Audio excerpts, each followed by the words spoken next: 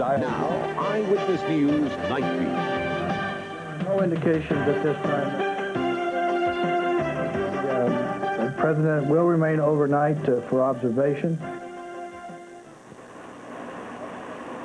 President Bush spends the evening at Bethesda Naval Hospital in Maryland after he collapsed while jogging. Good evening. The president is described as relaxed and in good condition tonight. Mr. Bush suffered shortness of breath and fatigue earlier today. It happened as he was jogging at Camp David. From there, he was helicoptered to the hospital. With more on how this night unfolded, we turn to Channel 3 Washington Bureau Chief Tina Gulland. Tina?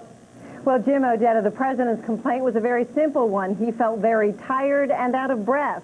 That led to a checkup by his doctors out at Camp David and then the quick flight to Bethesda for a more thorough testing tonight.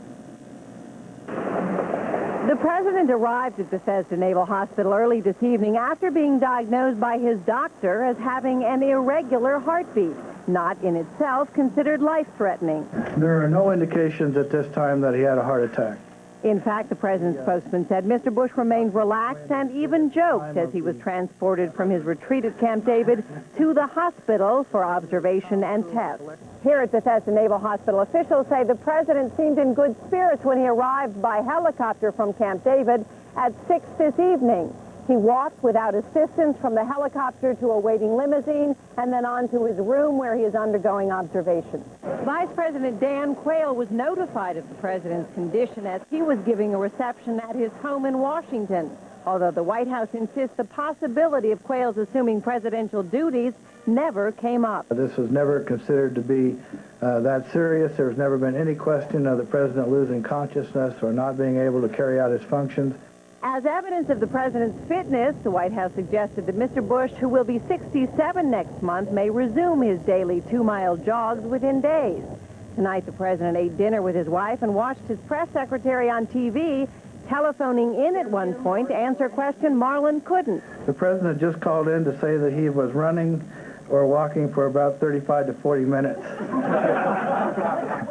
Mrs. Bush is spending the night at the hospital with the president tonight. Mr. Bush will remain under observation, and it's possible, we're told, he could be released as early as tomorrow. White House says we'll hear first thing in the morning about that.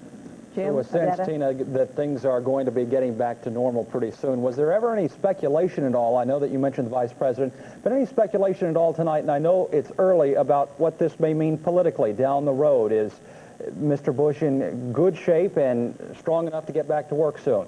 Well, certainly the whole spin the White House wanted to put on this, and from Marlon Fitzwater's presentation this evening, everything was that this was very minor, that the president was simply beat when he was out jogging. They checked on it. They're going to do more thorough testing this evening.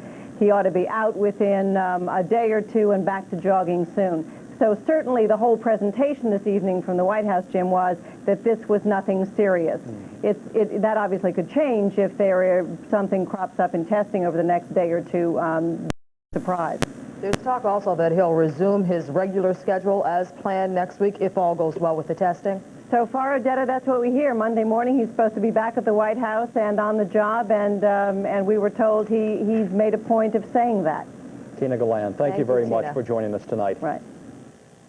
Now let's find out more about what the president's condition is exactly and what the long-term prognosis might be. Joining us now is cardiologist George Mitchell from St. Francis Hospital. Good evening, doctor. Thank you for joining us this evening. How serious is the condition that the president was affected with earlier today, the irregular heartbeats? We're hearing that it is not life-threatening, but surely it's not something that you want to happen. Well, no, it's actually a fairly common abnormal heart rhythm that can occur in normal people with no evidence of any underlying heart disease. And in and of itself is rarely dangerous or life-threatening and can usually be controlled quite easily medically. In fact, most often the abnormal heart rhythm reverts spontaneously back to normal fairly quickly. We've all experienced, or most of us have, an extra skip or beat in our hearts. What was the sensation that the president might have been going through or experiencing this afternoon? Well, most likely a very rapid and irregular heartbeat is what most patients complain of, or palpitations is how they often term it. Occasionally people can feel short of breath or have other abnormal chest sensations that are uncomfortable. We're told that the president has been given some medication also for the condition. Yeah, the Digoxin? the medication they described is the standard treatment to slow down the rapid heartbeat, and usually spontaneously it converts to normal. We hear also that he had a steak dinner tonight with some potatoes. Could he be back jogging again as soon as, say, a week? I would expect so. He should be able to resume normal activities fairly soon. Okay, thank you very much for joining us this evening, Dr. Mitchell. You're welcome. Jim. Well, the president got a get-well call from his former baseball coach at Yale tonight. Joe Rossimondo called Bethesda Hospital shortly after hearing about the president. The two have remained close friends since Mr. Bush graduated from Yale. The president called on Rossimondo a year ago when he was in the hospital recovering from a heart attack.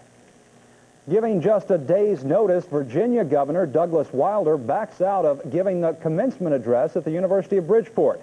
The governor says his decision was prompted by the labor dispute on campus between the school and faculty. Graduation is set for tomorrow. Concerned tonight about an outbreak of cholera at one of the Kurdish refugee camps.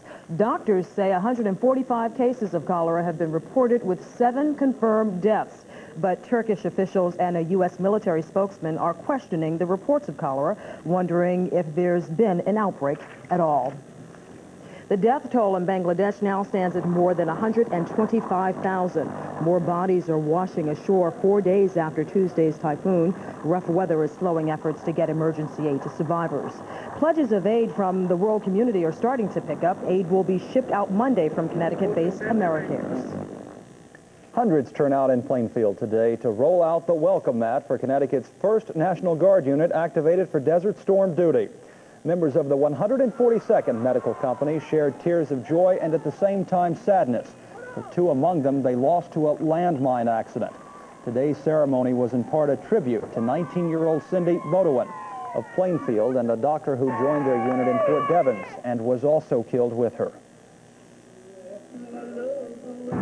Let us never forget that they're part of our community and they'll live on in this community forever. We did our job over there, and I think we did a good job over there, and see everybody, waiting for, us and stuff like that. It's just really good, and Cindy would have loved it.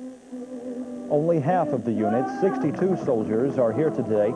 The others are due back in the U.S. on Monday. Plans are already underway in Plainfield for a celebration for them, too. Still to come with you on the Night Beat, a look at how military contracts are helping to boost the spirits of Connecticut's defense companies. But are they boosting the state's economy? And NASA flying high, high, high tonight after Discovery astronauts succeed in repairing some key scientific instruments. The pictures, the details, coming up. You're watching Eyewitness News Night Beat, Southern New England's #1 newscast, with Jim Handler, Odetta Rodgers, Bruce DePrest weather, and Eric McClendon sports. Connecticut's defense industry savoring yesterday's Seawolf victory and Connecticut's good fortune of late in capturing a string of 3 big contracts. The Seawolf, the latest win for EB, is worth at least $2 billion. Figuring in contracts for Sikorsky and Pratt & Whitney, the new business could bring in $50 million to Connecticut. Rather than creating new jobs, the contracts are preventing further layoffs. This is psychologically a real lift for the state. We've needed some good news in Connecticut, and these families, I think, workers began to worry not whether or not they were worth anything. Now they know they are. With $50 billion, that electric boat up to 10,000 people could have been let go had Seawolf not come through for Connecticut. Odetta? Connecticut's win of the Seawolf contract has some Virginia workers worried about their jobs tonight. As Jim mentioned, Electric Boat in Groton won the Navy's $2 billion contract yesterday. It's the second contract for the Seawolf nuclear sub. Workers at the Newport News Shipbuilding and Dry Dock Company are concerned they won't have jobs now. That's rough, because we're depending on that work and him. We got our people strive for quality, and we've been really looking at it. Also, Virginia's congressional delegation is reacting with anger and dismay to losing the Seawolf contract. Residents in Colchester tonight are concerned about the discovery of barrels of potentially hazardous waste in their community. The 55-gallon barrels were found at the Ned Mark Trucking Company. Federal and state authorities say the barrels apparently contain industrial waste, including cyanide residues. Oil and groundwater on the property have been contaminated, but the state DEP tonight says there appears to be no evidence that pollution has spread to neighboring land or tainted drinking water supplies. A hurry-up repair job on the Space Shuttle Discovery produces excellent results. Discovery astronauts attempted a tricky repair job in space today as a part of a last-ditch effort to salvage a series of Star Wars defense experiments. We have a very happy but tired crew. During the RMS operations, we did deploy the last of the 3 crows and observe it. It was a very successful experiment.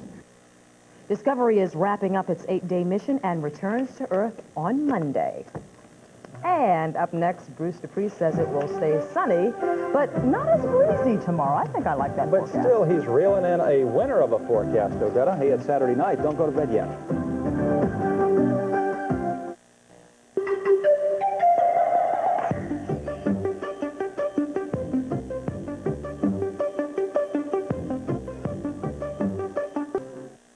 Tonight's Channel 3 weather is brought to you by Federal Express. Absolutely, positively the best in the business. Twice a day.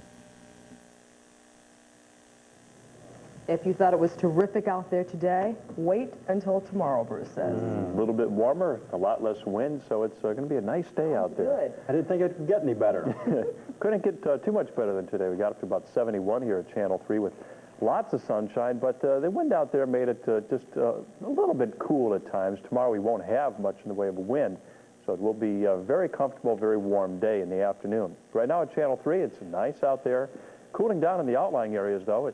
In the city, 59 degrees, the dew point 38, so the air is dry. It will stay that way through tomorrow. The wind is out of the north, and the pressure rising from a current reading of 30.12 inches. And some scenes from Hartford, where the folks got out and did a little bit of fishing. These kids, looks like they had some luck today on the Connecticut River and along southern New England waterways. Some fishermen out today, I'm sure, with all the good weather we had, and it looks like another good day tomorrow. Let's take a look at current temperatures, and again, in the outlying areas, it's really cooling down. 52 degrees now in Chicopee Falls. Albany has a current temperature of 50. I'm sure some of the outlying areas are down in the 40s already. In the general range early tomorrow morning, 35 to 45. Some of the very coldest valleys may get close to the frost levels, but most of us don't have to worry because it will be above freezing. Many spots bottoming out right around the 40 mark. In the meantime, more big thunderstorms out in the plains all the way down into Texas. A cold front crossing Texas with lots of humid air flowing out of the Gulf of Mexico, really igniting thunderstorm activity this afternoon and this evening. In fact, if we take a look at radar, you can see that there are numerous showers and thunderstorms from Missouri all the way down into Texas. In particular, a line of thunderstorms from Arkansas down into eastern Texas where there is the threat of tornadoes. In fact, a few tornadoes did touch down, at least a few tornadoes in Texas, and some of those tornadoes did produce, or some of those thunderstorms did produce a baseball to softball size hail. Here's the situation right now from the Severe Storms Forecast Center. These are tornado watches in effect, about 5 boxes in effect from the Severe Storms Forecast Center, and this yellow box is a severe thunderstorm watch. So it's a very active situation, and this has pretty much been the situation all spring long. Let's take a look at the forecast map for tomorrow, and we'll still be in the fair zone, although we should see some high clouds creeping in during the afternoon as the ridge of high pressure moves offshore, allowing the storm to move in our direction. The low pressure center not moving directly toward us, moving up toward Canada. However, it's going to spread the warm front our way, leading to some rain for Monday. And then on Tuesday, it looks like we'll have to contend with this cold front. Now, tomorrow, that cold front will likely trigger more severe thunderstorms in the lower Mississippi Valley. That cold front will bring showers and maybe some thunderstorms to southern New England on Tuesday before we get back into some real nice weather for the middle and end of the week, the way it looks right now. Warm temperatures will help to fire those thunderstorms tomorrow with high temperatures in the 80s and 90s with lots of moisture flowing out of the Gulf of Mexico. Here in the Northeast, it's going to be real nice along the shoreline with winds picking up from off the water, temperatures in the 60s, but inland over 70. A nice Sunday coming up. There's a 5-day forecast. It's looking good for tomorrow. Not so good Monday and Tuesday, and then nice again.